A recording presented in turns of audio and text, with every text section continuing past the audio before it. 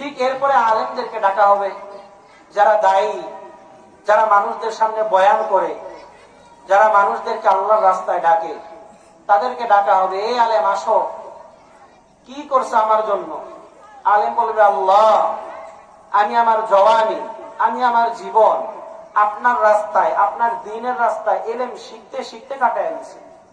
জীবনে কোনোদিন স্কুলের বারান্দায় যাই নাই, মেয়েদের সাথে মিশি নাই, স্কুলের বই বিজ্ঞান পুস্তক এগুলো পড়ি নাই, দুনিয়ার কোন লোভ লালস অন্তরের মধ্যে নেই নাই।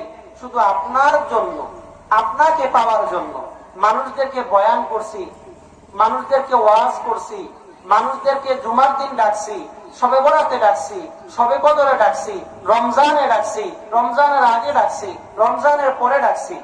আল্লাহ বলবে, থাম, তোর অন্তরের ভিতরে কি সেটা আমি জানি।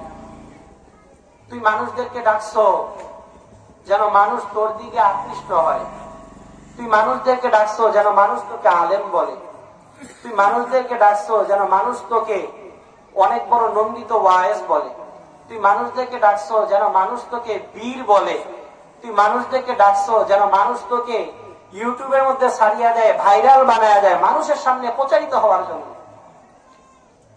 আল্লাহ পাক রব্বুল আলামিন সাথে সাথে ওই বান্দার কোমরের মধ্যে জাহান্নামের রশি পেঁচায় দিবে। বাবারে, আলেম হওয়া অনেক সহজ। 8টা বছর পড়লেই আলেম হওয়া যায়, 7টা বছর 6টা বছর পড়লেই আলেম হওয়া যায়। কিন্তু জাহান্নাম আল্লাহ উদ্বোধন করবেন এই আলেমদেরকে দিয়া।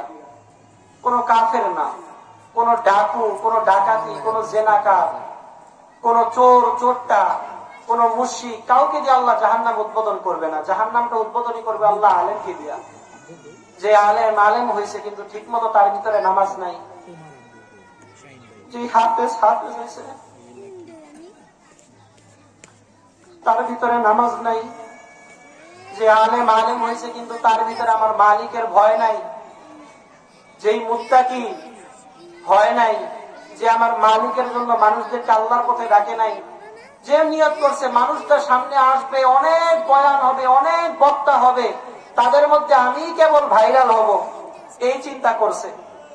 আল্লাহ পাক রব্বুল আলামিন বলবে, থাম, তোমার মনে কি আছে? তোমার মনে ইলমের মহাব্বত, তোমার মনে আমলের মহাব্বত, তোমার মনে মানুষের মহাব্বত, তোমার মনে সব আছে, আল্লাহর মহাব্বত নাই।